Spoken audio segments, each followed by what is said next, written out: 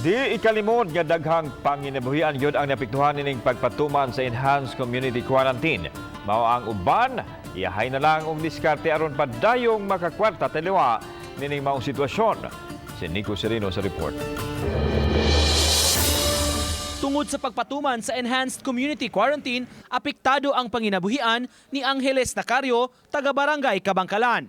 Di na siya makapamasahero tungod sa pagsuspend sa public transportation. Apan pabilin siya nga nanginabuhian aron dunay ikapakaon sa pamilya. Ang iyang gibuhat karon mudawat sa pakarga ug pahatod sa mga groceries ug ubang palaliton. Naabta namo siya nga giarkila aron maghatod niini mga galon sa tubig. Isod labi na mga tao maglisod og sakay mag-standby ra ka sa bahay, maboring man ka. Bit-bit lang niya ang iyang quarantine pass aron padayon nga makabiyahe sa kadalanan. Nag-agad rasab siya sa pag-contact sa iyang mga kaila aron mo deliver ug mukuha sa ilang mga kinumpra. Mituman hinuon siya sa lagda nga di gyud magpasakay og tao sa tricycle. Sila mangumpra, di sila musakay. Ako rin karga sila mga kinumpra.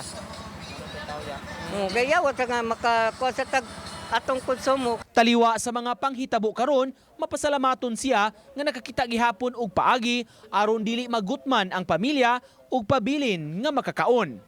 Uban ni June Solon, Nico Sereno, Balitang Bisdak.